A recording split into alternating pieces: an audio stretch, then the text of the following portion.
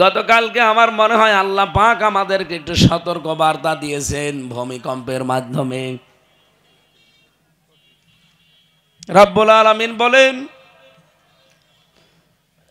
যাহারাল ফাসাদু feel বাররি ওয়াল বাহরি বিমা কাসাবাত আইদিন নাস লিয়ুযিকাহুম বা'দাল্লাযী আমিলু লা'আল্লাহুম ইয়ারজিউন।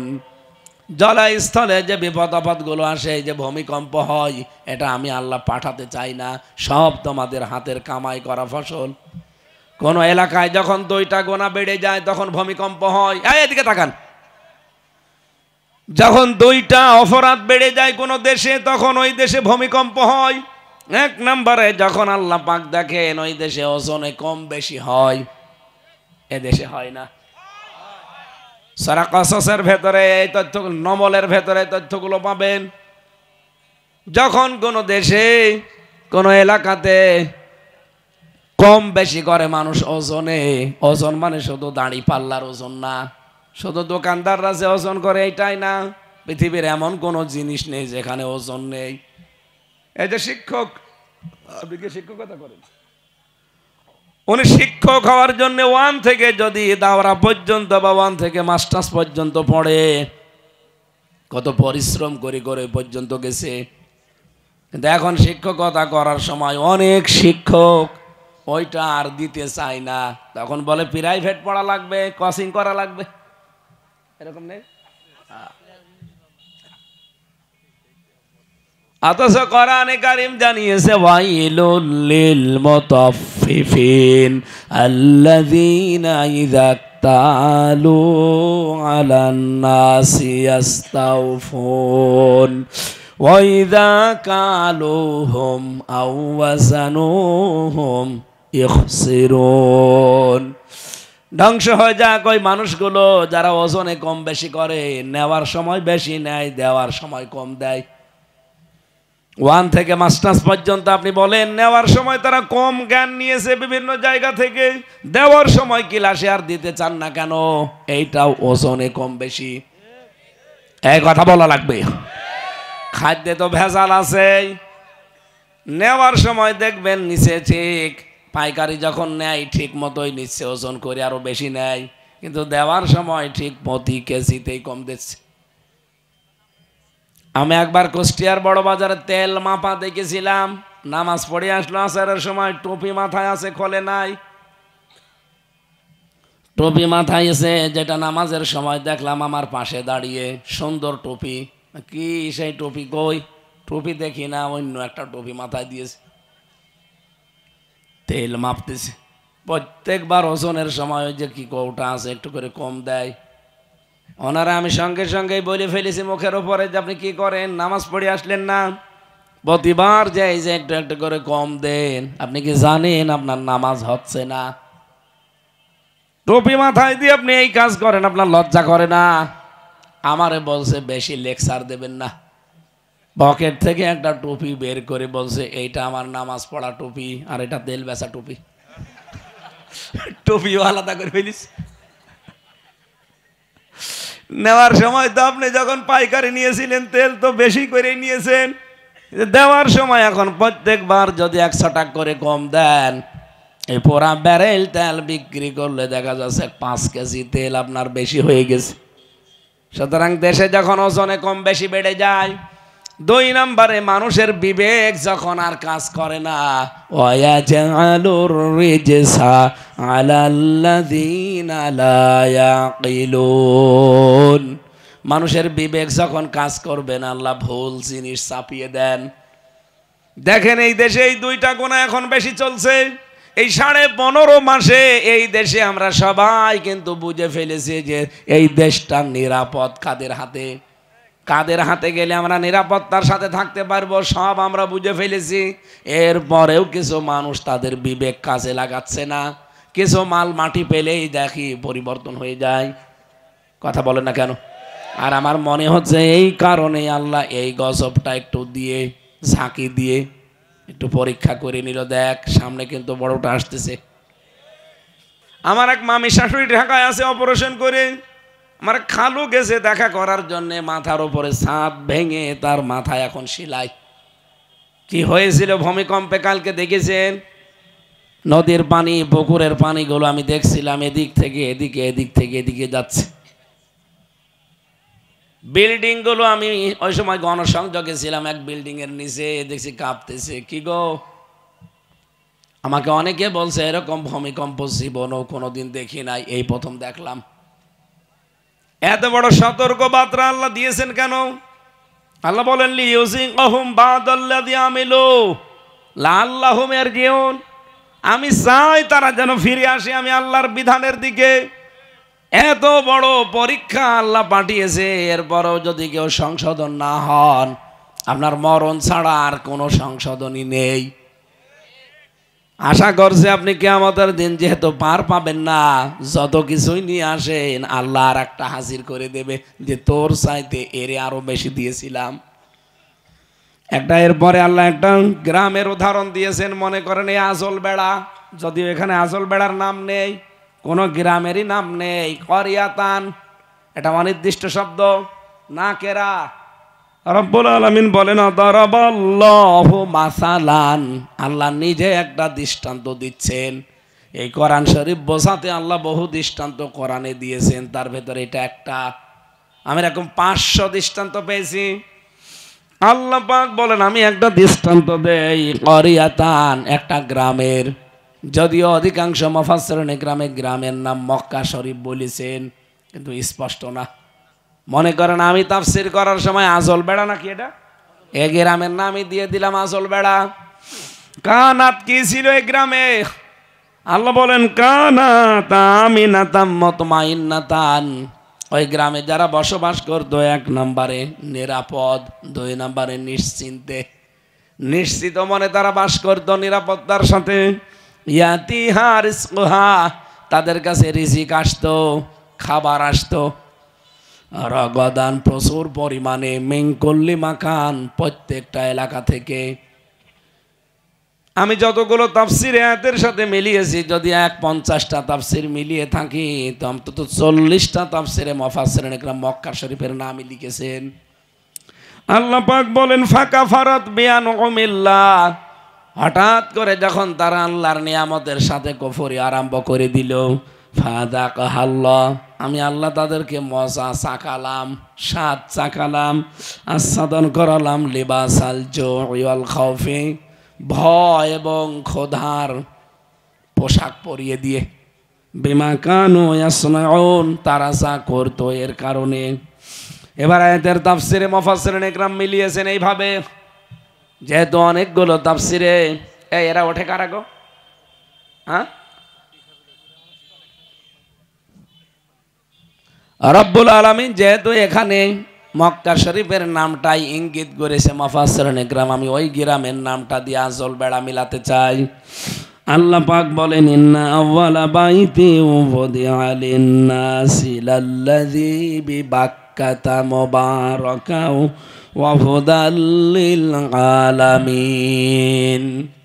অবশ্যই পৃথিবীতে সর্বপ্রথম একটা ঘর তৈরি হয়েছে যেটা বাক্কায়, এর আগের নাম ছিল বাক্কা, এখন আমরা মক্কা বলে জানি। এই মক্কা শরীফে সর্বপ্রথম যে ঘর দিয়েছে এটা একদিকে মোবারক, বরকতময়, অবদান, 2 নম্বরে এটা পথ প্রদর্শন করে, গাইডলাইন দেয় লিল আলামিন, বিশ্ববাসীর জন্যে। আমার এই আয়াতের ভেতরে কয়েকটা প্রশ্ন আছে। এই পৃথিবীর সর্বপ্রথম ঘর আল্লাহ কাবাকে বানিয়েছেন বরকতময় করে। এই আয়াতের পক্ষে যে হাদিসটা পড়েছি, পৃথিবীর কোনো মানুষ যদি নিজের অভাব দূর করতে চায়, সাধ্য থাকলে সে যেন আল্লাহর ঘর দেখে আসে। যদিও আমাদের থেকে অনেক দূরে কাবা শরীফ, আল্লাহর ঘর কি পৃথিবীতে আর নেই? কথা বলেন না কেন? কোথায়? হ্যাঁ, ওটা তো বাইতুল্লাহ বলা হয়। এই পৃথিবীতে বহু জায়গায় আল্লাহর ঘর আছে। জীবনের অভাব, ইমানের অভাব, এগুলো দূর করতে হলে আপনাকে মসজিদমুখী হওয়া লাগবে। মান বানা লিল্লাহি মাসজিদান বানাল্লাহু লাহু বাইতান ফিল জান্নাহ, কোন মানুষ যদি একটা মসজিদ বানায় দুনিয়াতে, আল্লাহ নিজে তার জন্য জান্নাতে একটা ঘর বানিয়ে দেয়। এই হাদিসটা পড়ার পর আমি চিন্তা করেছিলাম যে মান বানা লিল্লাহি মাসজিদান দিলেন আল্লাহর নবী, একটা মসজিদ। একটা মসজিদ বানা মানে এইদিকে 200 হাত এদিকে 150 হাত, এত বড় মসজিদ না। মসজিদ বলা হয় সেজদার জায়গাকে। একটা সেজদার জায়গা বানাতে যতটুকু খরচ হয়, মনে করেন 2 হাত, এই 2 হাতে 2টা টাইলস লাগে। 2টা টাইলসের জায়গা খরচ যদি কেউ দুনিয়াতে করে সেজদা দেওয়ার জন্য, একটা মসজিদ হচ্ছে আপনি একটা টাইলস লাগিয়ে দিলেন 2টা, মানুষ যেন সেজদা দিতে পারে, তাহলে আপনি মসজিদ বানানোর সওয়াব পাবেন। জান্নাতে আপনার জন্য আল্লাহ একটা ঘর বানিয়ে রাখবেন। আমার ঘরের সংস্কার করলে যেন আমার ভালো লাগে, আমার ঘরে রং চং করলে আমার যেমন ভালো লাগে, রব্বুল আলামিনের ঘর মসজিদ যেখানে মানুষ সেজদা দেয়, এরকম সুযোগ যদি দুনিয়ায় কোনো জায়গায় পান, সমর্থ থাকে, হাতছাড়া করবেন না। 5টা সেজদার জায়গা বানিয়ে দেবেন, তাহলে আপনার জন্য 5টা ঘর জান্নাতে। সুবহানাল্লাহ বলতে পারেন না? হযরতে সুলাইমান নবী দোয়া করেছিলেন, ক্বালা রাব্বিগফিরলি ওয়া হাবলি মুলকান লা ইয়ানবাগি লি আহাদিম মিন বা'দি ইন্নাকা আনতাল ওয়াহ্হাব। সূরা সাদের 35 নম্বর আয়াতে পাবেন। 23 নম্বর পারাতে আছে, আল্লাহ পাক বলেন সুলাইমান আমার কাছে দোয়া করছে, হে রব আপনি আমাকে মাফ করে দেন, আমাকে এমন একটা রাজ ক্ষমতা দান করেন আমার পরে আর কাউকে আপনি দেবেন না। নিশ্চয় আপনি, আপনি বলেন তো, ইন্নাকা নিশ্চয় আপনি, আবার আংতা আপনি, আল ওয়াহ্হাব মহাদাতা। তারা আল্লাহর কাছে ওনার একমাত্র দোয়াই ছিল এটা, যে আমার এমন একটা রাজ ক্ষমতা দেন যার ভেতরে, যেটা আপনি আর কোনোদিন কাউকে দেবেন না আমার পরে। আল্লাহ তার দোয়া কবুল করে এমন রাজ ক্ষমতা দিয়েছেন কিয়ামত পর্যন্ত ওটা আর কাউকে দেওয়া সম্ভব না, দেবেও না আল্লাহ। দেখেছেন তার দোয়া কি করে কবুল হয়েছে? উনি বাতাস ব্যবহার করতেন গাড়ি হিসাবে। মনে করতেন 6 মাসের রাস্তা আমি এখান থেকে আজকে যাব, 6 মাসের রাস্তা চলে যেতেন 2 ঘন্টায় বাতাসের উপরে ভর করে, তখতে সুলাইমানের উপরে, আবার চলে আসতেন। তার মানে সারা দিন সারা রাত উনি সফর করতেন বাতাসের উপরে, যেখানে 6 মাস লাগে সেখানে একদিনই সফর করে আসতেন। এখন কোনো মানুষ পারবে? বলেন পারবে? প্লেনে তাও নিজের কন্ট্রোলে থাকবে না, ওটা আবার ড্রাইভার লাগবে। কিন্তু উনি নিজে ওঠার পরে বলতেন চলো, চলতে থাকতো। আমার প্রশ্ন এখানে, হযরতে সুলাইমানকে আল্লাহ যা দিয়েছিলেন, উনি যে রাষ্ট্র ক্ষমতা চাইলেন আল্লাহর কাছে, এ ক্ষমতা চেয়েছিলেন তিনি শুধু দুনিয়া ভোগ করার জন্যে? কথার জবাব দেবেন ভাই। উনি কি রাষ্ট্র ক্ষমতা চেয়েছিলেন পৃথিবী ভোগ করার জন্যে, দুনিয়ায় বেশি বেশি খাবার খাওয়ার জন্যে? কিসের জন্যে? আল্লাহর এই বান্দা বান্দিদের মাঝে তিনি যেন ন্যায় বিচার কায়েম করতে পারেন। তার বাবাকে আল্লাহ লক্ষ্য করে জানিয়েছেন, ইয়া দাউদ ইন্না জাআলনাকা খলিফাতান ফিল আরদ ফাহকুম বাইনান নাসি বিল হক, ইলা আখিরি আয়া। সূরা সাদের এটা 26 নম্বর আয়াতে আছে। আল্লাহ পাক বলেন, হে দাউদ তোমাকে আমি জমিনে খলিফার দায়িত্ব দিয়ে পাঠিয়েছি, তুমি মানুষের ভেতরে ন্যায় বিচার কায়েম করো। তাহলে নবীরা ক্ষমতা চেয়েছিলেন মানুষের ভেতরে ন্যায় বিচার করার জন্যে। আমরা যদি নবীদের উত্তরাধিকারী দাবি করি, এই আলেমদেরও ক্ষমতায় যাওয়া দরকার ন্যায় বিচার কায়েম করার জন্যে, কারণ ন্যায় বিচার এখন নেই। আমি তো নিজেই ভিকটিম। 3 বছর যে জেলে থেকে আসলাম, আমি এখনো পর্যন্ত জানি না যে কোন কারণে জেলে ছিলাম। আমার নামে 400 পৃষ্ঠা লিখেছে, আমি নাকি আনসারুল্লাহ বাংলা টিমের সারা দেশের প্রধান। ও ছাতা যে কি আমি এখনো জানি না, অথচ জেল খাটা শেষ। আপনি আর একজন নবীর দোয়া পড়েন, হযরতে ইউসুফ নবী দোয়া করছেন, ক্বালা রাব্বি জাআলনি ক্বালা রাব্বি জাআলনি খাযাইনিল আরদি ইন্নী হাফিজুন আলীম। সূরা ইউসুফের 55 নম্বর আয়াতে আছে, 13 নম্বর পারার প্রথম নম্বর পৃষ্ঠা 4 নম্বর লাইনে আছে। হযরতে ইউসুফ দোয়া করছেন যে বাদশা নান্দার, ওই দেশের যে বাদশা ছিল তার কাছে বলেছেন, আপনি আমাকে দেশের খাদ্য মন্ত্রণালয়ের দায়িত্ব দেন, আমি এটা সংরক্ষণ করতে পারবো এবং এটার বিষয়ে আমি জ্ঞান রাখি। তাহলে হযরত ইউসুফ যে মন্ত্রী হতে চেয়েছিলেন, উনি ভোগ করার জন্যে, কথা বলেন না কেন, উনি দেখলেন যে খাদ্যের কোনো নিয়ন্ত্রণ নেই, কামরুল টাকের মতো মানুষকে খাদ্য মন্ত্রণালয়ের দায়িত্ব দিয়ে দেখেছেন না পচা গম পাওয়া গেছে, কথা বলেন না কেন। খাদ্য মন্ত্রীর দায়িত্বে যদি মাওলানা মতিয়ার রহমান নিজামের মতো মানুষকে দিতেন, শিল্প মন্ত্রণালয়ের দায়িত্ব দিয়েছিল যে শিল্পে কোনোদিন উন্নয়ন হয় না, উনি একজন মাওলানা, একজন আলেম, শিল্প মন্ত্রণালয়ের দায়িত্ব, কৃষি মন্ত্রণালয়ের দায়িত্ব পেয়ে আমাদের এই যে চুয়াডাঙ্গা দর্শনাতে যে কেরুস মিল কোনো দিন লাভের মুখ চোখে দেখে না, আমাদের কুষ্টিয়ার যে মিল আছে না জগতি, হ্যাঁ ওইটাও আজ পর্যন্ত কোনোদিন লাভের মুখ চোখে দেখে নাই, কিন্তু উনি মন্ত্রী থাকাকালীনে 5 বছরে লাভের মুখ চোখে দেখেছিল। তার মানে ইউসুফ নবী দুনিয়া ভোগ করার জন্যে তিনি মন্ত্রী হতে চাননি। আপনাদের আলী আহসান মুজাহিদ রহমতুল্লাহ আলাইহে, মাওলানা, ওনার নাম কি জানো, আব্দুল আলিম না কাদের মোল্লা ভাই তো মন্ত্রী ছিল না, যারা ছিল আমি তাদের জীবন থেকে বলছি, এই মানুষগুলো আপনি লক্ষ্য করে দেখেন, একটা টাকা তারা মন্ত্রী হওয়ার পরে দুর্নীতি করেনি। আপনি কি মনে করছেন যে এই ইউনিয়নের চেয়ারম্যান বা ওয়ার্ডের মেম্বার অথবা পৌরসভার ওয়ার্ড কাউন্সিলর, পৌরসভার মেয়র, উপজেলার ভাইস চেয়ারম্যান বা উপজেলার চেয়ারম্যান বা এমপি না, আলী আহসান মুজাহিদ উনি মন্ত্রী ছিলেন, সমাজ কল্যাণ মন্ত্রী ছিলেন, সর্বোচ্চ জায়গা বাংলাদেশের। আপনি বলেন এ ফরিদপুরের অর্ধেক তো তার নামে হওয়ার কথা, ফরিদপুর শহরে অন্তত 20টা তার বিল্ডিং থাকার কথা ছিল, একটাও আছে, তার বাড়ি সেটাও মাদ্রাসা বানিয়ে দিয়েছে। এর চাইতে ভালো মানুষ আপনাকে যদি এই দেশে পাওয়া লাগে, আমার মনে হয় ফেরেশতা ছাড়া আর সম্ভব না।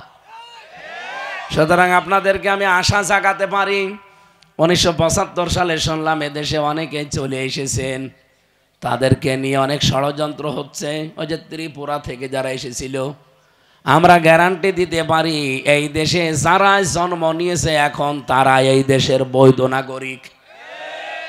সে হিন্দু হোক, বৌদ্ধ হোক, খ্রিস্টান হোক, মুসলমান হোক, যারা এই দেশে জন্ম নিয়েছে তারা এই দেশের বৈধ নাগরিক। আমার যেমন সম্মান আছে আপনারও সম্মান দেশে থাকবে। ইসলাম ক্ষমতায় যদি যায় এদেশে চাঁদাবাজি হবে না, কারো মন্দির ভাঙা হবে না, কারো জমি দখল করা হবে না, এমনকি কারো বাঁশের ঝাড়ের বাঁশও কাটা হবে না। আমরা এখন কয়েকদিন কুষ্টিয়াতে শুনলাম অনেকে বিলবোর্ড টাঙাবে, বাঁশ পাচ্ছে না, মানুষের ঝাড় থেকে বাঁশ কেটে এনে বিলবোর্ড টাঙাচ্ছে, মনে হচ্ছে বাঁশ ওর বাবার। এটা শুধু কুষ্টিয়া না, সারা দেশের বিভিন্ন জায়গায় অনেকে করছে। ইসলাম আসলে কারো জিনিস না বলে ধরা, না বলে নেওয়া, না বলে খাওয়া, এটার নাম হচ্ছে চুরি। এটা যদি প্রমাণ হয় কারো অভাবে না করে যদি স্বভাবে কেউ করে, তার কিন্তু হাত কাটা যাবে। এজন্য নিরাপদ থাকবেন। আমার তেলাওয়াত কি তো আয়াত ঠিক ওইভাবে আমরা পড়েছি, আমরা তাফসীর আকারে কথা বলতে চাই ইনশাআল্লাহ। হযরতে ইউসুফ নবী যে দোয়া করেছিলেন, মন্ত্রী হয়েছিলেন দুনিয়া ভোগ করার জন্য না, জনগণের জন্য। আমার মনে হচ্ছে বাংলাদেশ জামাত ইসলামী যাদেরকে নমিনেশন দিয়েছে ৩০০ জন, এরাও দুনিয়া ভোগ করার জন্য না, মানবতার জন্য। আপনি দেখেন আমির জামাতের ঘোষণা, এই দেশে জামাত ইসলামী থেকে কেউ এমপি মন্ত্রী হলে 5 বছরে তার একটা টাকা বাড়বে না। তাহলে আমার তাওয়াফ সাহেবের এই রাস্তায় এসে খুব লাভ হয়নি, দুনিয়ার দিক থেকে পুরা আমরা জিরো, কিছুই হয়নি। আমরা এই রাস্তায় এসেছি আন্দাজে আসি নাই। কুল হাদিহি সাবিলি আদউ ইলাল্লাহ আলা বাসীরাতিন আনা ওয়া মানিত্তাবানি। আল্লাহ পাক বলেন, হে নবী আপনি বলেন এইটাই আমার পথ। আমি যে আল্লাহর বিধানের দিকে মানুষকে ডাকি, আন্দাজে ডাকি না। আলা বাসীরাতিন, আমি বুঝে শুনে ডাকি, জ্ঞানের চক্ষু দিয়ে ডেকে ডেকে ডাকি। এই জন্য জামাত ইসলামীতে দেখবেন ইউনিট থেকে শুরু করে একেবারে কেন্দ্র পর্যন্ত কেউ একেবারে অশিক্ষিত না, সবাই কম বেশি পড়াশোনা করে। সবাই পড়াশোনা করে জ্ঞান অনুযায়ী দেখে তারপরে ইসলামী আন্দোলন করে, আন্দাজে করে না। এই জন্য মন থেকে যারা এসেছে এদেশে ইসলাম কায়েম হবে এই নিয়ত নিয়ে যত ষড়যন্ত্র করেন তাদের বিরুদ্ধে, যত উল্টা পাল্টা ফতোয়া দেন, আপনি তাদেরকে দিন থেকে সরাতে পারবেন না। অনেক জালেমরা তো পারে নাই, অনেক মোনাফিকরাও অনেকে এখন চেষ্টা করে পারছে না, কারণ মোনাফিকদের তো কোনো আদর্শ নেই। এখন লাগিয়েছে অনেক আলেম নামে কিছু জালেম নামে কিছু দালালকে, ওরা সেই মানধাতামলের কথা এখন তুলে এনে এই মিথ্যা প্রচারণা ছড়াচ্ছে। জামাত ইসলামী বাংলাদেশ এদের নাকি আকীদা ঠিক নেই। আকীদা বোঝেন আপনি? ফাঁসির দড়ি কোনোদিন দেখেছেন? নিজামের মতো, মুজাহিদ সাহেবের মতো যদি ফাঁসির দড়ি দেখতেন আপনার আকীদা বের হয়ে যেত। বহু দরবেশকে দেখেছি জেলখানায় খালি কান্দে বসে বসে, অথচ যে মানুষগুলোর নাম বললাম আপনাদের ফরিদপুরের এই 2 জন, শহীদ আব্দুল কাদের মোল্লা রহমতুল্লাহ আলাইহে, ফাঁসি হওয়ার আগের দিন তার স্ত্রীর কাছে যে চিঠি লিখেছে এখনো কালের সাক্ষী হয়ে আছে। আমার ভাইরা, এখানে আলেম নামে জালেমদেরকে যারা লাগিয়েছেন এই মিথ্যা তহমত তারা দিচ্ছে জামাত ইসলামী নাকি নাস্তিকদের চাইতেও খারাপ। নাউজুবিল্লাহ, এমনও কথা এই আলেমগুলো নামে বলছে আমাদের, আমরা নাকি কাদিয়ানীদের চাইতেও খারাপ। অথচ আল্লামা সাজ্জেদ আবুল আলা মওদুদী রহমতুল্লাহ আলাইহি এই কাদিয়ানীদের বিরুদ্ধে তিনি সর্বপ্রথম বই লিখেছেন। তাকে গ্রেফতার করে ফাঁসির আদেশ পর্যন্ত দিয়েছিল এই কারণে। কোন কারণে? তাদের উপরে মিথ্যা তহমত লাগিয়েছেন যে তারা নবী বিদ্বেষী, সাহাবী বিদ্বেষী। এত বড় মিথ্যা কথা এদের উপরে চাপিয়ে দিতে পারেন? আপনি নাকি আলেম। সত্যি যদি জামাত ইসলামী নবী বিরোধী হয়, সাহাবী বিরোধী হয়, আমি এখন কোরআন সামনে নিয়ে দোয়া করছি আল্লাহ জামাতকে যেন ধ্বংস করে দেয়। কিন্তু যদি না হয়, আমি নিজে জামাত ইসলামী করি, আমার নিজের আকীদা বলছি, আমি বিশ্বাস করি নবীরা সব মাসুম আর সাহাবীরা সব মাহফুজ। এরপরও যদি এই তহমত আমাদের ওপর আগামীতে কেউ লাগায়, সে যেই হোক, আমি দোয়া করছি আল্লাহ তার জবান যেন বন্ধ হয়ে যায়, সে যেন পাগল হয়ে মরে। এত বড় মিথ্যা তহমত আপনি লাগান কি করে? আমি তো আন্দাজে আসি না, আমি পড়াশোনা করে এসেছি এই লাইনে। আল্লাহ বলেন আনা ওয়া মানিত্তাবানি, হে নবী আপনি বলেন যে এটা শুধু আমার কাজ না, আমি যে আল্লাহর দিকে ডাকি এটা এমনি না, আমি বুঝে শুনে ডাকি এবং আমার অনুসারী যারা তাদের ওই একই কাজ। সুতরাং আল্লাহর নবীর উম্মত বলে যদি কেউ দাবি করেন দিন কায়েমের জন্য, আল্লাহর বিধান কায়েমের জন্য, তারও জীবনে কর্মসূচি থাকা লাগবে। কি নিয়েছেন আপনি হাতে বলেন? যারা ন্যায় আপনি তাদের পেছনের ফতোয়াবাজি করেন। উম্মতের এই মহা দুর্যোগ চলছে এখন, এই অবস্থায় জালেমরা পারে নাই, মুনাফিকরাও পারছে না, এখন আলেম নামে দালালগুলোকে লাগিয়েছে। তারা হাদিস বানিয়েছে এই দেশে যে জামাত ইসলামীকে ভোট দেওয়া জায়েজ নেই। মনে আছে হাদিস তারা এখন তৈরি করছে নতুন নতুন করে। আর আমি তো বলি বাংলাদেশ জামাত ইসলামী যেহেতু আল্লাহর বিধানে জমিনে কায়েম করতে চাই, জামাত ইসলাম বাদে এই দেশে কাউকে ভোট দেওয়া জায়েজ নেই।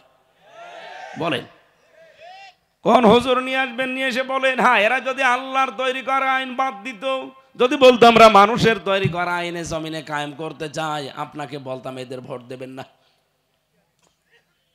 এত স্পষ্ট কথা বলার পরেও যদি কারো মন খারাপ হয়, আমার মনে হয় ওর বিবেকের উপরে কুকুরে পেশাব করিস। ও বলছে ঠিক, ঠিকই, পেশাব না করলে এরকম করে কেন?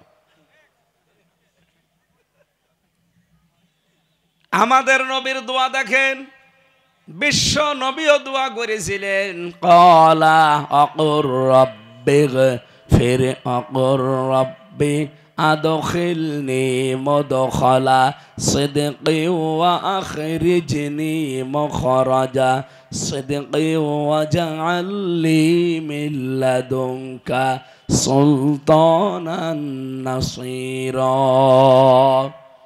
সূরা বানী ইসরাঈলের ৮০ নম্বর আয়াতে আছে, নবীজি দোয়া করলেন, আল্লাহ চারিদিকে ওরা আমাকে ঘিরে ফেলেছে, সব খোলা দরবারে নিয়ে দাঁড়িয়ে আছে, দয়া করে তুমি আজকে এখান থেকে আমাকে নিরাপদে বের করে দাও, এবং যেখানে নিয়ে যাবে রাস্তা যেন নিরাপদ থাকে, আর মদিনাতে পৌঁছানোর পরে এমন একটা রাজ ক্ষমতা আমাকে দাও যার ভেতরে তোমার সাহায্য থাকে। ফরিদপুরবাসী নবীজি ৩টা দোয়া করলেন, তার ৩টা দোয়াই কবুল হয়েছে, কিন্তু সময় লেগেছে। প্রথমটা কবুল হয়েছে সঙ্গে সঙ্গে, দ্বিতীয়টা কবুল হয়েছে ৩ দিন পর, আর ৩ নাম্বার দোয়া কবুল হয়েছে ৬ মাস পর। তারপরও আল্লাহ তার একটা দোয়াও ফেরত দেয়নি, প্রত্যেকটা দোয়া কবুল করে নিয়েছে।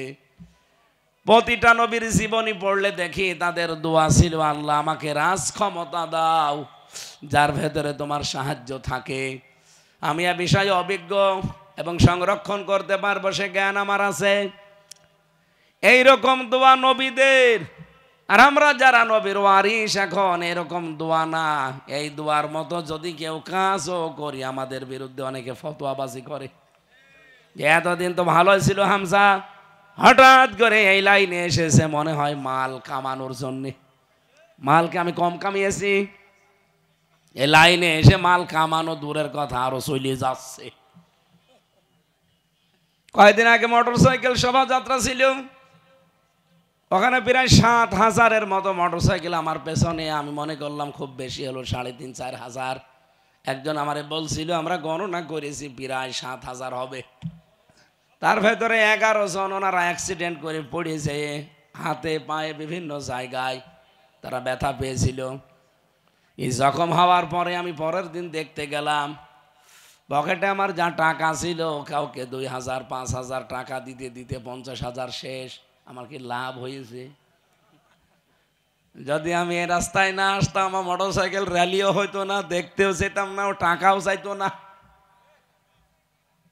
এই জন্য আমার মনে হয় আমির জামাতের মতো এই দেশে ৭৩টা দল আছে, প্রত্যেক দলের প্রধান যদি ঘোষণা দেয় যে আমার দল থেকেও কেউ এমপি মন্ত্রী হলে তার ৫ টাকা বাড়বে না ৫ বছরে, অন্য কোনো দল থেকে কেউ এমপিতে দাঁড়াবে না। আপনি দিয়ে দেখেন, যাদের একটা টিকিট কিনতে লাগে প্রায় ১০০ কোটি টাকা, ফরিদপুরে হয়তো এরকম নেই, আমাদের ওইদিকে আছে। বলেন তো, একটা টিকিট কিনতে তাও আফসারের বিরুদ্ধে যাকে দেওয়া হবে তার যদি ১০০ কোটি টাকা খরচ হয় শুধু টিকিট কিনতে, এই টাকাটা সে কি না তুলে আপনার কাছে টাকা দেবে? ৫ বছরে এরকম ৫০০ কোটি টাকা সে তুলবে। এখান থেকেই তো প্রমাণ হয়ে যায়। এরপরও যদি আপনারে বলা হয় যে না আপনি আরো নাম ধরে বলেন, কি নাম ধরে বলবো? সারা বাংলাদেশে একই অবস্থা। জামাত ইসলামের ৩০০ এমপিকে টিকিট দিয়েছে, একটা টাকা তাদের কাছ থেকে নেয়নি, এমনকি ৪ আনাও তাদের খরচ হয়নি। এই যে আমার এত ৪ আনাও লাগেনি টিকিট কিনতে, আমার এত জোর করে দিয়েছে। স্যারকে জিজ্ঞাসা করেন, ওনারও ৪ আনা লাগে না, আরো জোর করে দিয়েছে। এমনকি 300 জনের একজনও আমরা জানতাম না যে আমাদেরকে টিকিট দেবে। জানতেন স্যার? জানতো না, কেউ জানতো না। আপনি 300 জনকে জিজ্ঞাসা করেন গোপনে, কিন্তু বাকি কোন দলের একটা নাম বলেন যারা টিকিট কিনতে খরচ হয়নি। যেভাবেই হোক তারা আল্লাহর রাস্তায় টাকা দিয়েছে, যেভাবেই হোক। এই জন্য নমিনেশন বাণিজ্য বন্ধ করা লাগবে। এই দেশে পিআর সিস্টেম আমরা এমনি চাইনি। এটা যদি হয় এই দেশে এই নমিনেশন বাণিজ্য বন্ধ হয়ে যাবে। টিকিট কিনতে আপনার কয়েকশো কোটি টাকা খরচ হলে আমি কাজ করব কি দিয়ে? ওই তখন রাস্তা আসবে, ব্রিজ আসবে, কালভার্ট আসবে, কাবিখা আসবে, সব আগে ওই টাকাগুলো তুলে নেবে, এরপরে রাস্তা করবে। এই জন্যই তো রাস্তা ঠেকে না। কথা বলেন না কেন? ইসলাম আসলে আমরা গ্যারান্টি দিতে পারি, রাস্তার জন্য যদি 100 টাকা বাজেট হয় 100 টাকায় খরচ হবে। 100 বছর রাস্তা যদি যাওয়ার কথা থাকে 120 বছর যাবে। এখনো বাজেট হয় কিন্তু খরচ হয় না। সেদিন সিঙ্গাপুরে এক মন্ত্রীর সাথে দেখা হয়েছিল। আমি সালাম দিলাম, আসসালামু আলাইকুম। আমারে বলছো হুজুর আমরা আগেই পালিয়েছি। একটা কথা হইল, আপনি তো বলবেন যে ওয়ালাইকুম আসসালাম, বলছে আমরা আগেই পালিয়েছি। কি জবাব দিলেন সালামের? খুব বিপদে আছি, এখানে বহু বাঙালি থাকে, বাইরেও যেতে পারি না। বাইরে যদি আমারে দেখে পিটিয়ে ভর্তা বানিয়ে ফেলবে। এই জন্য হোটেলে আসি, এখানে খুব সিক্রেট জায়গা, কেউ আসে না। আপনি কয়তলায় আছেন? আসি আমি। আমারে বলছো হুজুর দোয়া করেন। দোয়া? আপনার জন্য দোয়া আসবে? সব নিয়ে বাইরের দেশে আপনারা পালা মেরেছেন। এই টাকাগুলো যদি এই সমস্ত দেশে না দিয়ে নিজের দেশে কর্মসংস্থান তৈরি করতেন, ফরিদপুরের যুবক ছেলে এই সিঙ্গাপুরে এসে রাস্তা ঝাড়ু দিত না। মালয়েশিয়াতে দেখলাম কেউ রাস্তা ঝাড়ু দেয়, কেউ রুটি বানাচ্ছে, কেউ পায়খানা পরিষ্কার করছে। অথচ এই দেশ থেকে খরচ করে গেছে 8 লাখ 10 লাখ টাকা। মাসে মাসে উপায় করে 25,000, 30,000, 40,000। এমনিতে এই সমস্ত দেশে গরম বেশি, এই রোদের ভেতরে কঠোর পরিশ্রম করে এত টাকা খরচ করে কয় টাকা উপায়? কেন ওই টাকাগুলো ওই দেশে যদি পাচার না করে এখানে কর্মসংস্থান বানাতেন। চীন, তুরস্ক মুখিয়ে আছে আমাদের সাথে ব্যবসা করার জন্যে। আমাদের ঋণের বোঝা দিয়ে গেছে 99.3 মার্কিন মিলিয়ন ডলার। এতগুলো টাকার ঋণ আমাদের মাথার উপরে। আমি একটা হিসাব পড়লাম 2 দিন আগের, বাংলাদেশ থেকে শুধু এই 15 বছরে পাচার হয়েছে 94.5 মার্কিন মিলিয়ন ডলার। টাকাগুলো পাচার না হয়ে এখানে যদি থাকতো, আমাদের সাথে কত দেশ আজ ব্যবসা করে, দেশে বিদেশে লক্ষ লক্ষ মানুষের কর্মসংস্থান তৈরি হতো। পায়খানা সাফ করা লাগতো না, রুটি বানানো লাগতো না, সম্মানজনক জীবন নিয়ে সম্মানজনক কাজ করতে পারতাম।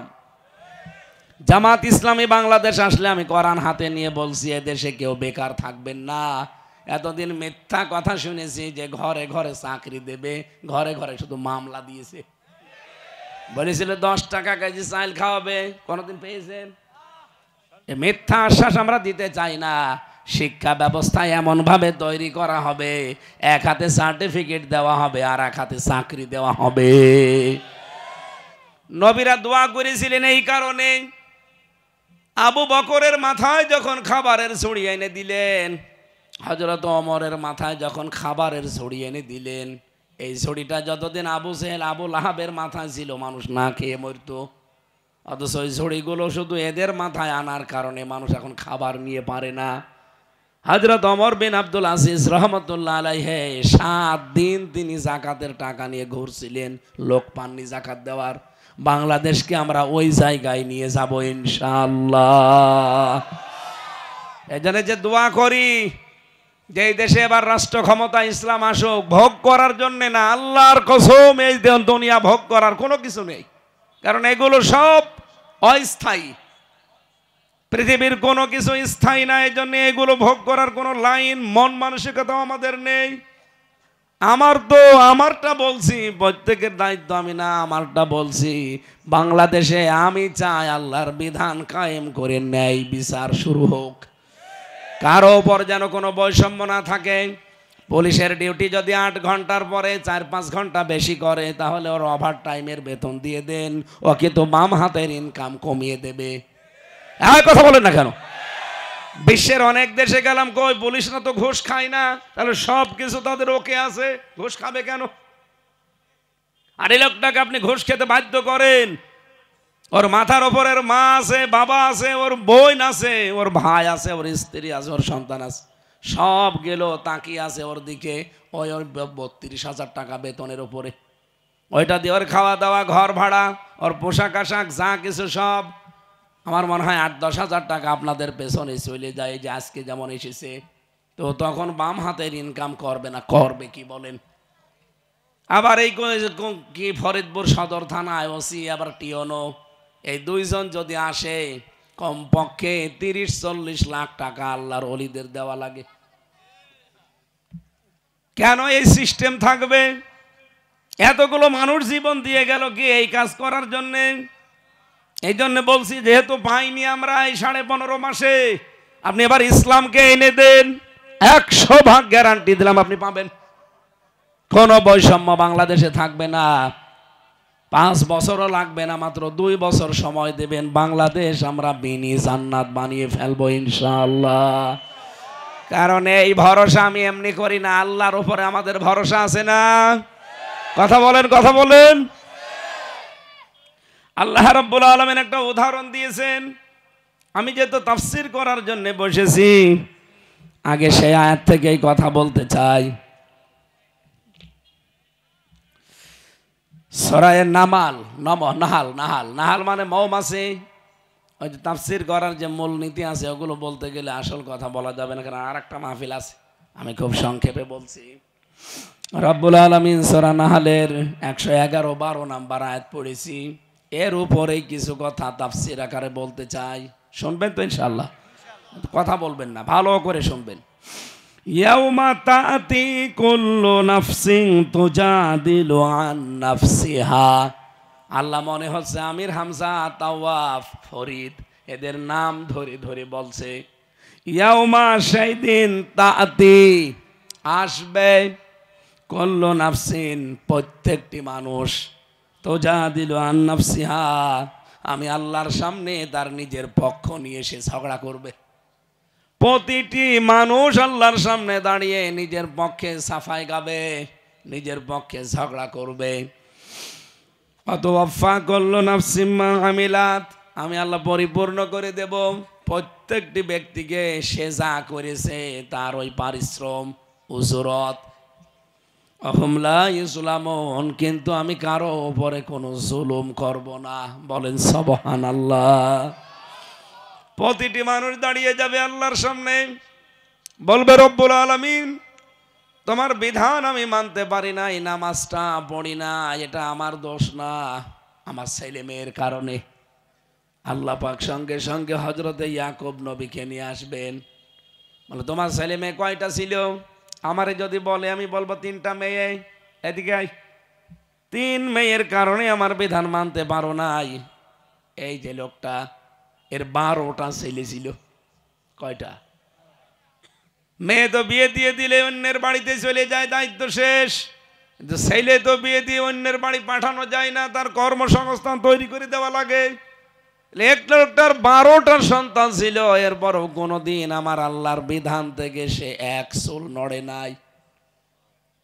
ছেলে মেয়ের দোহাই দিয়ে আপনি বাঁচতে পারবেন? কথা বলে না কেন?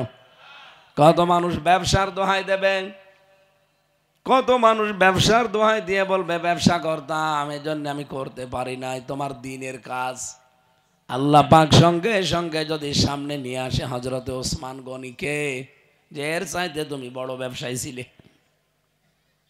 এ পৃথিবীর ভেতরে যদি ওই সময়, আমি জীবনী পড়েছি ইতিহাস, 8 জন ধনী মানুষ ছিল ওই জামানায়। পুরা আরব জাহানের ভেতরে মাত্র 8 জন ধনী মানুষ ছিল তালিকায়, তার ভেতরে হযরত ওসমান 3 নাম্বার। কি ধনী ছিল আপনি হিসাব করেন। হযরতে আবু বকর ছিলেন ৮ নাম্বার ধনী, খাদিজাতুল কুবরা রাদিয়াল্লাহু তাআলা আনহা ছিলেন ৫ নাম্বার ধনী। এত সম্পদের মালিক তাদেরকে আমি বানিয়েছিলাম, তারা ব্যবসায়ী ছিল। তিনজনেই কি ছিল? কথা বলেন, কথা বলেন। কিন্তু কোনদিন তারা আমার আল্লাহর বিধান থেকে তাদের ব্যবসা তাদেরকে গাফেল করতে পারে নাই। তোমার এই সমস্ত দাবি মিথ্যা, আমি জুলুম করব না, কিন্তু যতটুকু করেছো ততটুকুই তোমাকে আজকে আমি পারিশ্রমিক দিয়ে দেব। যা করেছেন আপনি বলেন তো, ওইটাই যদি দেয় আপনি নিতে পারবেন? গতকালকে আমার মনে হয় আল্লাহ পাক আমাদেরকে একটু সতর্ক বার্তা দিয়েছেন ভূমিকম্পের মাধ্যমে। রব্বুল আলামিন বলেন,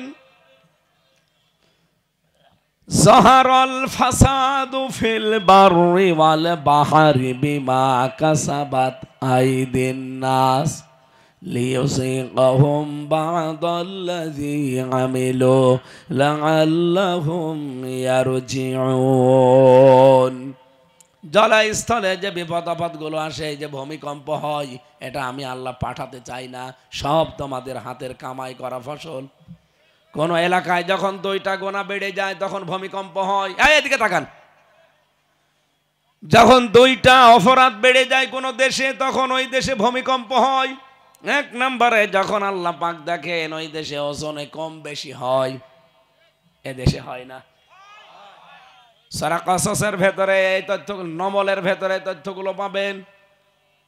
যখন কোন দেশে কোন এলাকাতে কম বেশি করে মানুষ ওজনে, ওজন মানে শুধু দাড়ি পাল্লার ওজন না, শুধু দোকানদাররা যে ওজন করে এইটাই না, পৃথিবীর এমন কোন জিনিস নেই যেখানে ওজন নেই।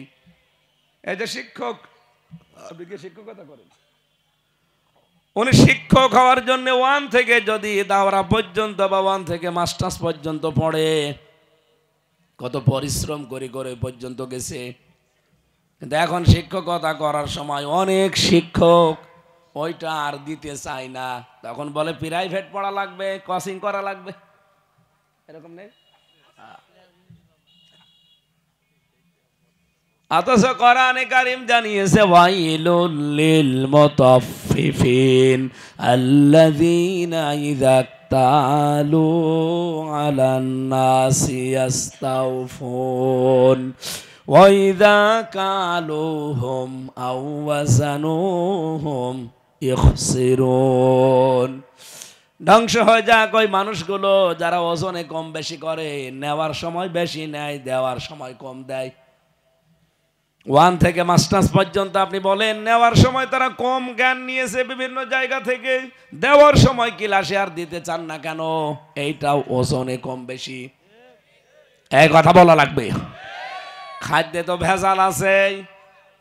নেওয়ার সময় দেখবেন নিচে ঠিক, পাইকারি যখন নেয় ঠিক মতোই নিচ্ছে ওজন করে, আরো বেশি নেয়, কিন্তু দেওয়ার সময় ঠিক প্রতি কেজিতেই কম দিচ্ছে।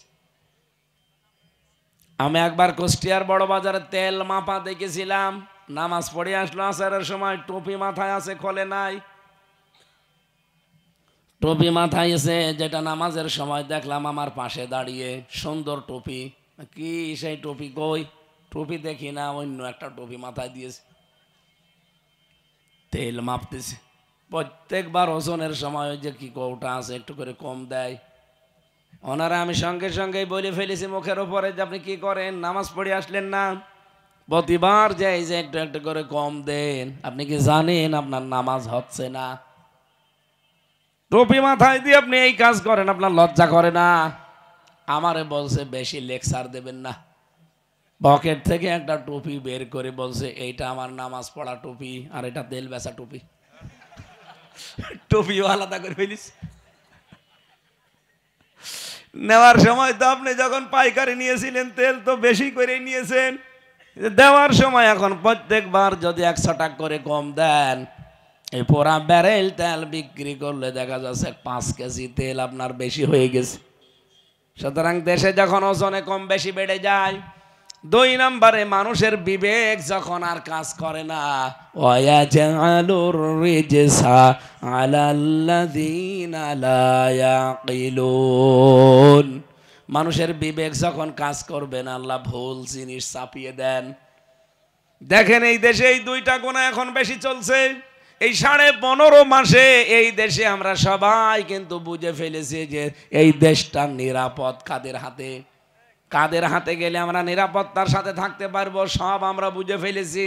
এরপরেও কিছু মানুষ তাদের বিবেক কাজে লাগাচ্ছে না। কিছু মাল মাটি পেলেই দেখি পরিবর্তন হয়ে যায়। কথা বলেন না কেন? আর আমার মনে হচ্ছে এই কারণে আল্লাহ এই গজবটা একটু দিয়ে ঝাঁকি দিয়ে একটু পরীক্ষা করে নিল। দেখ সামনে কিন্তু বড়টা আসতেছে। কমলাপুরের স্টেশন ভেঙ্গে ভেঙ্গে পড়ছে। আমার এক মামি শাশুড়ি ঢাকায় আছে অপারেশন করে। আমার খালু গেছে দেখা করার জন্য, মাথার উপরে ছাদ ভেঙে তার মাথায় এখন সেলাই। কি হয়েছিল ভূমিকম্পে কালকে দেখেছেন? নদীর পানি পুকুরের পানিগুলো আমি দেখছিলাম এদিক থেকে এদিকে, এদিক থেকে এদিকে যাচ্ছে। বিল্ডিং গুলো আমি ওই সময় গণসংযোগে ছিলাম, এক বিল্ডিং এর নিচে দেখছি কাঁপতেছে। কি গো, আমাকে অনেকে বলছে এরকম ভূমিকম্প জীবনও কোনোদিন দেখি নাই, এই প্রথম দেখলাম। এত বড় সতর্ক বার্তা আল্লাহ দিয়েছেন কেন? আল্লাহ বলেন লিইউযিকাহুম বাদাল্লাযী আমিলু লাআল্লাহুম ইয়ারজিউন। আমি চাই তারা যেন ফিরে আসে আমি আল্লাহর বিধানের দিকে। এত বড় পরীক্ষা আল্লাহ পাঠিয়েছে, এরপরেও যদি কেউ সংশোধন না হন, আপনার মরণ ছাড়া আর কোনো সংশোধনই নেই। আশা করছে আপনি কিয়ামতের দিন যেহেতু পার পাবেন না, যত কিছুই নিয়ে আসেন আল্লাহ আর একটা হাজির করে দেবে যে তোর চাইতে এরে আরো বেশি দিয়েছিলাম। একটা এরপরে আল্লাহ একটা গ্রামের উদাহরণ দিয়েছেন। মনে করেন এই আজল বেড়া, যদিও এখানে আজল বেড়ার নাম নেই, কোন গ্রামেরই নাম নেই। করিয়াতান এটা অনির্দিষ্ট শব্দ, না কেরা। রব্বুল আলামিন বলেন দারাবাল্লাহু মাসালান, আল্লাহ নিজে একটা দৃষ্টান্ত দিচ্ছেন। এই কোরআন শরীফ বোঝাতে আল্লাহ বহু দৃষ্টান্ত কোরআনে দিয়েছেন, তার ভেতরে এটা একটা। আমি এরকম 500 দৃষ্টান্ত পেয়েছি। আল্লাহ পাক বলেন আমি একটা দৃষ্টান্ত দেই, করিয়াতান একটা গ্রামের। যদিও অধিকাংশ মুফাসসিরিন গ্রামের নাম মক্কা শরীফ বলেছেন, কিন্তু স্পষ্ট না। মনে করেন আমি তাফসীর করার সময় আজল বেড়া নাকি এটা, এ গ্রামের নামই দিয়ে দিলাম আজল বেড়া। কানাত কি ছিল এই গ্রামে? আল্লাহ বলেন কানাত আমিনাতাম মুতমাইন্নাতান। ওই গ্রামে যারা বসবাস করতো 1 নম্বরে নিরাপদ, 2 নম্বরে নিশ্চিন্তে। নিশ্চিত মনে তারা বাস করতো নিরাপত্তার সাথে। ইয়াতিহা রিজকুহা, তাদের কাছে রিজিক আসতো, খাবার আসতো। রগদান প্রচুর পরিমাণে, মিন কুল্লি মাকান, প্রত্যেকটা এলাকা থেকে। আমি যতগুলো তাফসীর আয়াতের সাথে মিলিয়েছি, যদি 50টা তাফসীর মিলিয়ে থাকি তো অন্তত 40টা তাফসীরে মুফাসসিরিন ইকরাম মক্কা শরীফের নামই লিখেছেন। আল্লাহ পাক বলেন ফাকাফারাত বিআনউমিল্লাহ, হঠাৎ করে যখন তারা আল্লাহর নিয়ামতের সাথে কুফরি আরম্ভ করে দিল, ফাযাকাহাল্লাহ, আমি আল্লাহ তাদেরকে মজা চাকালাম, স্বাদ চাকালাম, আস্বাদন করালাম লিবাসাল জুই ওয়াল খাউফি, ভয় এবং ক্ষুধার পোশাক পরিয়ে দিয়ে। বিমা কানু ইয়াসনাউন, তারা যা করতো এর কারণে।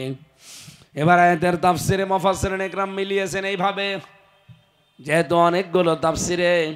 এরা ওঠে কারা গো? হ্যাঁ, রব্বুল আলামিন যেহেতু এখানে মক্কা শরীফের নামটাই ইঙ্গিত করেছে মুফাসসিরিন ইকরাম, আমি ওই গ্রামের নামটা দিয়ে আজল বেড়া মিলাতে চাই। আল্লাহ পাক বলেন ইন্না আউয়ালা বাইতি উযিআ লিন-নাসি লাল্লাযী বিবাক্কাতা মুবারাকাও ওয়া হুদাল লিল আলামিন। অবশ্যই পৃথিবীতে সর্বপ্রথম একটা ঘর তৈরি হয়েছে যেটা বাক্কায়। এর আগের নাম ছিল বাক্কা, এখন আমরা মক্কা বলে জানি। এই মক্কা শরীফে সর্বপ্রথম যে ঘর দিয়েছে এটা একদিকে মোবারক, বরকতময়, অবদান। 2 নম্বরে এটা পথ প্রদর্শন করে, গাইডলাইন দেয় লিল আলামিন, বিশ্ববাসীর জন্য। আমার এই আয়াতের ভেতরে কয়েকটা প্রশ্ন আছে। এই পৃথিবীর সর্বপ্রথম ঘর আল্লাহ কাবাকে বানিয়েছেন বরকতময় করে। এই আয়াতের পক্ষে যে হাদিসটা পড়েছি, পৃথিবীর কোনো মানুষ যদি নিজের অভাব দূর করতে চায়, সাধ্য থাকলে সে যেন আল্লাহর ঘর দেখে আসে। যদিও আমাদের থেকে অনেক দূরে কাবা শরীফ, আল্লাহর ঘর কি পৃথিবীতে আর নেই? কথা বলেন না কেন? কোথায়? হ্যাঁ, ওটা তো বাইতুল্লাহ বলা হয়। এই পৃথিবীতে বহু জায়গায় আল্লাহর ঘর আছে। জীবনের অভাব, ইমানের অভাব, এগুলো দূর করতে হলে আপনাকে মসজিদমুখী হওয়া লাগবে। মান বানা লিল্লাহি মাসজিদান বানাল্লাহু লাহু বাইতান ফিল জান্নাহ।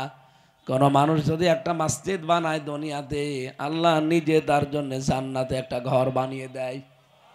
এই হাদিসটা পড়ার পর আমি চিন্তা করেছিলাম যে মান বানা লিল্লাহি মাসজিদান দিলেন আল্লাহর নবী, একটা মসজিদ। একটা মসজিদ বানা মানে এইদিকে 200 হাত, এদিকে 150 হাত, এত বড় মসজিদ না। মসজিদ বলা হয় সেজদার জায়গাকে। একটা সেজদার জায়গা বানাতে যতটুকু খরচ হয়, মনে করেন 2 হাত, এই 2 হাতে 2টা টাইলস লাগে। 2টা টাইলসের জায়গা খরচ যদি কেউ দুনিয়াতে করে সেজদা দেওয়ার জন্য, একটা মসজিদ হচ্ছে আপনি একটা টাইলস লাগিয়ে দিলেন, 2টা মানুষ যেন সেজদা দিতে পারে, তাহলে আপনি মসজিদ বানানোর সওয়াব পাবেন। জান্নাতে আপনার জন্য আল্লাহ একটা ঘর বানিয়ে রাখবেন। আমার ঘরের সংস্কার করলে যেন আমার ভালো লাগে, আমার ঘরে রংচং করলে আমার যেমন ভালো লাগে, রব্বুল আলামিনের ঘর মসজিদ, যেখানে মানুষ সেজদা দেয়, এরকম সুযোগ যদি দুনিয়ায় কোনো জায়গায় পান, সমর্থ থাকে, হাতছাড়া করবেন না। 5টা সেজদার জায়গা বানিয়ে দেবেন, তাহলে আপনার জন্য 5টা ঘর জান্নাতে। সুবহানাল্লাহ বলতে পারেন না? এত বরকত দিয়েছেন আল্লাহ। আপনি দেখেন ওই এলাকাতে আমি গেছি 3 বার গেলাম, এবার দিয়ে কোনো ফসল আদি হয় না, অথচ খাবারের কোনো অভাব নেই, শুধু মরুভূমি, পাথর আর পাহাড়। আল্লাহ পাক এত খাবার সেখানে দিয়ে রেখেছেন, যেই জমিনে যত বেশি সেজদা মানুষ দিতে পারবে ওখানে আল্লাহর কারণ ওটা হিন্দু না, ওটা হিন্দু নামে কলঙ্ক। এক কথা বলেন না কেন? ওটা হিন্দু বললে হবে না, ওটা হিন্দু নামে উগ্র, ওটা মানুষ নামে জানোয়ার। বাংলাদেশে মসজিদ যেভাবে পাহারা দেওয়া লাগে না, হিন্দুদের মন্দির, বাড়ি ঘর, ওগুলো পাহারা দেওয়া লাগবে না। আপনি এবার শুধুমাত্র ইসলামকে এনে দেন, আপনি নিরাপদ। আর ইসলাম যদি এবার না আসে, আমিও নিরাপদ থাকতে পারবো না, আপনিও পারবেন না। এই জন্যে তো আমার এত চিল্লানো লাগছে। আল্লাহ তুমি আমাদেরকে ওই কারিয়া, ওই গ্রাম, ওই জনপদের মতো আমাদেরকেও বানিয়ে দাও। আজকে আমি পরে আয়াতটার ব্যাখ্যায় যেতে পারছি না, ওখানে আমার ওঠা লাগবে।